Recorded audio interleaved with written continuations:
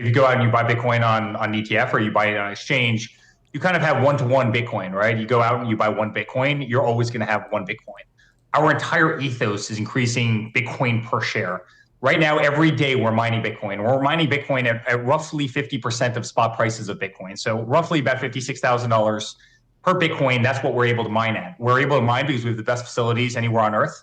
We've got some of the cheapest energy anywhere on Earth. We do it in America. We do it in West Texas. So right now, our average cost to produce a Bitcoin is roughly $56,000, and we're mining Bitcoin 24 hours a day, 7 days a week. By doing that, you're able to increase Bitcoin per share, right? And that's the ultimate metric that we chase every single day. How do you increase the amount of Bitcoin you have per share you have of stock? And I think we can do that. Clearly, if you go buy on a one-to-one basis, you don't have that ability to do. And that's the one metric that we track every single day. And that's the one metric that we try and improve every single day. And we've done a hell of a job, guys. I mean, we this public was founded on March 13th. I'm sorry, March 31st. Roughly 5 months later, 5 months and 3 days to be exact, we were listed on the NASDAQ under ABTC. We're less than 3 months old, having been listed, and we're already well surpassed 4,000 Bitcoin that have either mined or that we've accumulated, making us the 25th largest BTC public treasury company in the world. And we're climbing that ladder very quickly every single day. So I couldn't be more proud of what we've been able to accomplish. And, everything that you just said, I think you mentioned a $4.5 billion market cap. And again, we've been listed for less than 3 months and growing by kind of with lightning speed. You mentioned the cheapest source of energy in mining that Bitcoin. Last time we spoke back in September, we had a discussion about wind energy that powers some of this mining. Is it still wind that's powering the mining operations for American Bitcoin? There's different sources, but certainly wind. There was a defunct wind farm.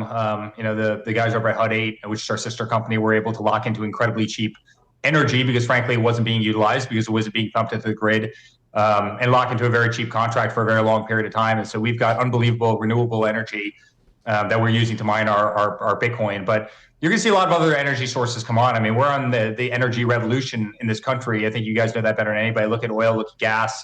The policies are working.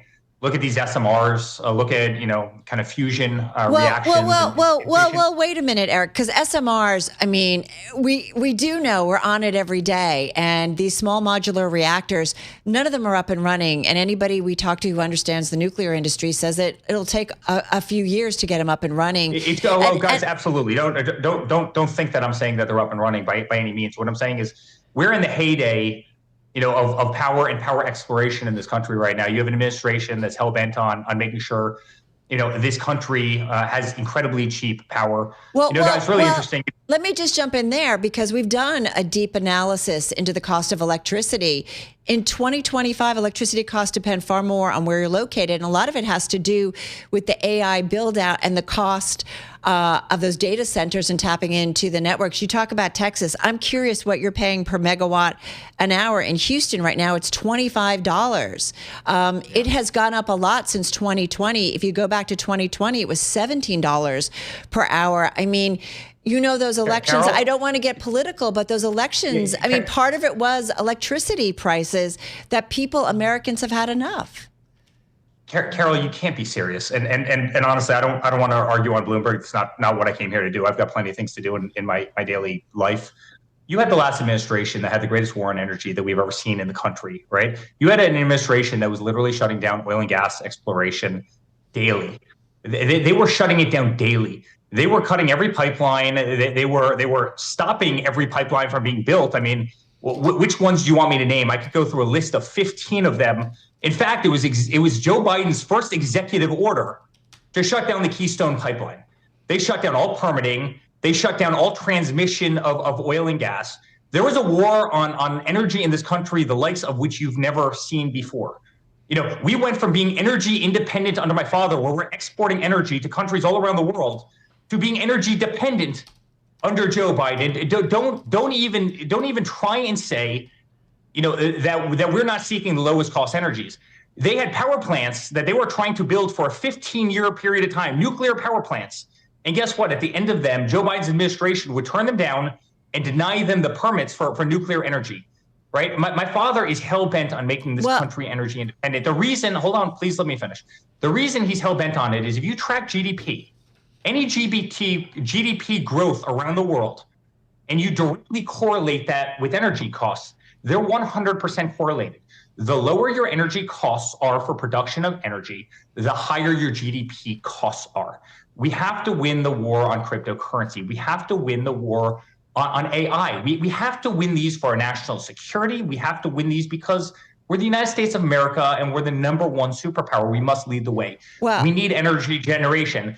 And my father is hell-bent of getting that through every single form, whether it's natural gas, and we're drilling. Remember the slogan, drill, baby, drill. And we're drilling again, and we're exploring again. And nuclear power plants are getting permits again, which was not happening. So please don't talk to me about affordability when you had an administration that did everything they could to crush energy prices for a 4-year period of time. Eric, I respect your position and opinion on this, but I also will say that, the U.S. is the largest oil producer that's out there. I want to go back to your company because on mining, we learned today that Bitfarms, it's one of the largest cryptocurrency miners, said it plans to wind down those operations over the next 2 years, focus on providing infrastructure to generate power for artificial intelligence applications. We continue to see that.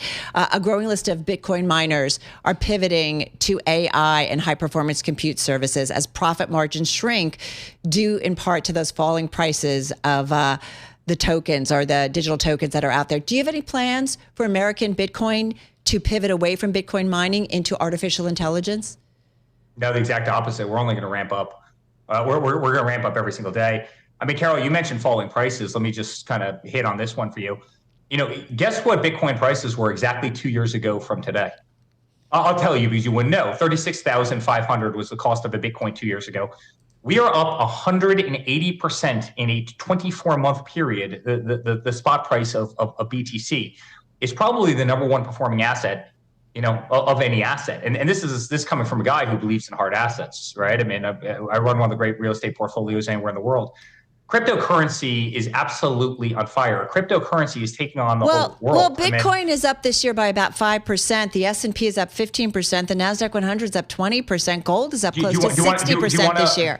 No, I'm just saying. Do you want to reverse? Hold on, Carol. Do you want to reverse that? I mean, do you want to go back 2 years? Do you want to go back 3 years? Do you want to go back 5 years? Do you want to go back 10 years? I know how to dice and slice the market. Have gone up on average of about 70% a year over year for the last 10-year period of time. All I'm saying is if you invested in BTC 2 years ago, it was probably the best investment you could have made. If you invested in BTC 5 years ago, you're sitting on infinite amounts of money, right? BTC has been probably the highest performing asset of the last decade, right? Now, also with BTC comes volatility. With crypto comes volatility. Volatility is our friend. Volatility is something that should be harnessed, right? And so I think Bitcoin is going to continue to massively overperform the markets. Of course, you're going to have drawdowns, right? I mean, every cycle has drawdowns. You were talking about NVIDIA, in the intro clip to introducing me today and how they're down 4%. And this is one of the largest companies on earth, if not the largest company on earth, right? I mean, that's down 4%. You're going to have drawdowns and things. That's life. No, but look at the historical performance of an asset, and nothing has compared to what Bitcoin has. Totally understand markets, the ups and downs, and sometimes the downs are an indication of even it moving down further. Hey, one thing I want to ask you is, I think you were on with Bloomberg back in September. You owned about 7.5% of the company. Has that number changed? Because I can hear your conviction. It sounds like it's a long-term conviction when it comes to the digital world and Bitcoin in particular. So, are you buying more shares? That number has not changed at all. I have every share that I started this company with, and I plan to for a long time to come. I love it. I believe in it. I think the people that we're doing it with are the smartest people in the world. We've got some of the greatest energy contracts. We've got the most sophisticated facilities. And guys, what I'll tell you is, I spend a lot of time all over the world. I think you know that from our real estate projects everywhere. Everybody wants cryptocurrency. Everybody believes in cryptocurrency. Everybody's tremendously worried about their respective governments. Everybody's tremendously worried about their respective financial systems, especially when you leave the United States. People in so many countries around the world, they get paid. They may as well burn that paycheck because of inflation. It absolutely kills them. All of a sudden, Bitcoin is digital gold. People believe in it. It's a great asset. It's an asset that can't be inflated. It's an asset that will only have 21 million coins ever. If the price of gold ever went to $40,000 an ounce, guys, I would tear down this building and I would find gold in the columns. I'd find gold in the concrete, right? You're gonna dig deeper and you're gonna go farther and you're gonna spend more money. So you're never going to actually have capped supply. With Bitcoin, you have capped supply. And I can tell you, whether it's Asia, whether it's Middle East, whether it's South America, there is a longingness, to treasury Bitcoin. And you're seeing that from even some of the very, very biggest companies in the United States. They're putting it on their balance sheets in ways that they've never done before because they believe in digital assets and they believe in the attributes of them, right? Again, I'm a real estate guy. I love assets. But think about something that's transferable 24 hours a day, 7 days a week. Think about something that's global. Think about something that's easy to transport. You do love assets, and you guys, your family is so entrenched, obviously, in real estate. You think Trump, you think real estate. But I'm just curious, if you had to choose between owning real estate or Bitcoin, what would it be? Both. No. You have to choose. You have to choose. Come on, Eric. You're smart. Listen, Come on. I grew up when I was 11 years old on construction sites, right? I clearly love tangible assets, and I believe in them. And I think Bitcoin is the greatest hedge toward those tangible assets, that there is. What I will tell you is, in any place other than the United States, I would probably take cryptocurrency. I mean, imagine if you lived in one of various South American countries or one of various African kind of countries that have instability, where a government can come in at any time and steal your house, steal your piece of property, steal your hotel, right? You don't have a chance. You don't have that problem with Bitcoin. You don't have that problem with digital assets. That's literally qualified on ledger 24 hours a day. So there's a real need for this asset class around the world. And by the way, even in the United States, I mean, guys, I became one of the most debanked people, in American history for having never done anything wrong. Operating great golf courses, operating great residential buildings, condominium associations, hotels, right? And all of that got pulled out from under me because my father happened to wear a hat. I wasn't a politician. I've never been a politician. I've never worked for the government. For wearing a hat that said "Make America Great Again," all of a sudden I started getting canceled left and right. The interesting thing about crypto, technology, blockchain technology, digital assets, digital wallets, you can't cancel them. You can't take them away, right? And that's a beautiful thing. And there's a flight to safety. There's a flight to safety that a lot of people in America have a harder time appreciating, albeit when people see what happened to us, they can appreciate more. But a lot of people around the world can really appreciate it. I think if you lived in a lot of the Asian countries, you'd appreciate it. I think if you lived in a lot of places in sub-Saharan Africa, you'd probably appreciate that. No, I understand what you're saying. And I think, we've been talking about cryptocurrencies for a long time here at Bloomberg, and I think time will tell whether or not this is something that becomes well entrenched within our financial system. Because at this point, people are still buying things like stocks and bonds in a big way. Do you not believe it? No, I do. But what I wanted to ask you is, and I think it's something that we talked about in our planning call. Do you feel like, Tim asked about, maybe the advantage of, buying into your company versus maybe a MicroStrategy or something else? Do you feel like you guys do have an advantage because of your proximity to the White House? And I ask this full disclosure. When we talk about Paramount Skydance, we say the same thing because we know that David Ellison certainly is looked upon favorably by the White House when it comes to maybe doing another acquisition. So do you think you have a little bit of an advantage? Yeah, Carol, it's such a frustrating question. No, my advantages, our advantage with American Bitcoin is we can mine Bitcoin at 50 cents on the dollar, roughly. And we're mining Bitcoin every single day. Any others? And by the way, Michael is a very close friend of mine, and there's no person in the world virtually that I respect more. He's an amazing human being, an incredible visionary in everything he's accomplished. Our advantage to mining Bitcoin is every single day we mine a lot of Bitcoin, and we do so for 50 cents on the dollar. Go name another commodity you can do that with, right? Every other treasury company virtually out there, they have to go buy Bitcoin at the spot price of Bitcoin that day. I can effectively go out right now and mine Bitcoin at 50% of that number. I can also go out and I can acquire Bitcoin, and American Bitcoin can go out and acquire Bitcoin at spot prices. And guess what? As I do that, I can also yield manage down pricing, based on the Bitcoin that we mine each and every day. Obviously, the amount that you can mine is somewhat finite, even though our mining operations are growing on a daily basis. But that's a great advantage that I believe we have. We can increase the amount of Bitcoin per share of our shareholders, and we do. And that's why we're growing as quickly as we are. So I clearly believe in our strategy. I'm really, really proud that. But you understand why you do understand why we ask it, right? I mean, full disclosure, like we try to be as. I mean, Carol, so many of the questions here have just been. I understand clearly where you stand, right? But it's no shock to me. I understand why you're asking the question. I also understand that I have absolutely nothing to do with the federal government. I want nothing to do with the federal government. I have no interaction with the federal government when it comes to crypto policy.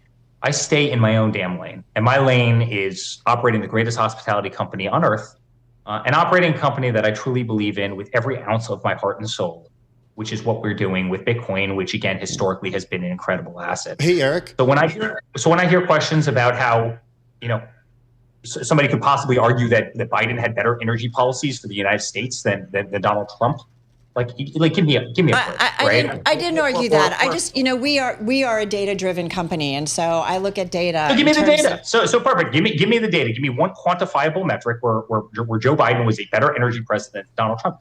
You can't. Well, you just can't. Well, I will say when you had a president on the first day of his term cancel every pipeline, including the Keystone XL pipeline, which is why every gas pump in the United States of America had a little sticker on it saying, "I did that," and it was a picture of Joe Biden pointing to the price of gas. Please spare me this conversation. You've got some of the lowest gas prices in the history of our country. They're coming down every single day. You've got an administration that are putting through permits for nuclear reactors like their PEZ because we need it if we're going to be successful based on all the metrics I gave you. No one can credibly tell me, as these guys build wind farms in the middle of nowhere that aren't even plugged into the grid.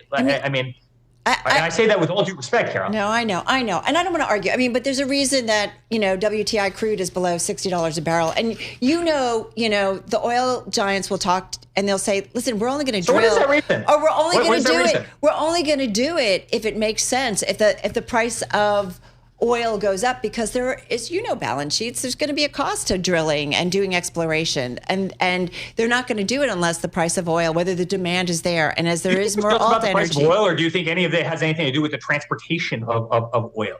Right? When you're shutting down pipelines every single day, you know what else is affecting price?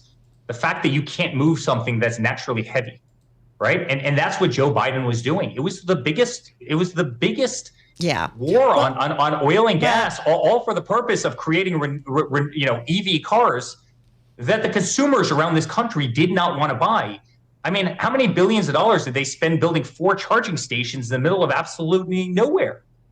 Under Pete Buttigieg, our transportation secretary, who was completely incompetent. All right, I don't want to get you political, but anyway, listen. In 5 years, what do you hope your company is? Just to wrap up, where do you see its role? Yeah, I'm glad we came back to this. Thank you. I think we're going to create one of the great Bitcoin companies anywhere in America. We're ascending the ladder very quickly. I think I mentioned that we're under 3 months old, and we're a 25th largest public Bitcoin treasury company on all the lists, and we're ascending that list very quickly. We just passed Gemini, very good friends of ours, the Winklevosses, who they actually invested in American Bitcoin, and they're good friends of ours. And it seems like every day we're kind of climbing another step up that ladder. I think we're doing it well. I think we're doing it with tremendous heart and soul. I think we're doing it here in the United States of America. I think that's philanthropic to this country. We need to lead the world in the financial, digital financial revolution. Bitcoin is clearly leading that charge right now based on market cap. And I'm very, very proud of the company we're building and the speed of our growth. And I think we're going to do tremendously well.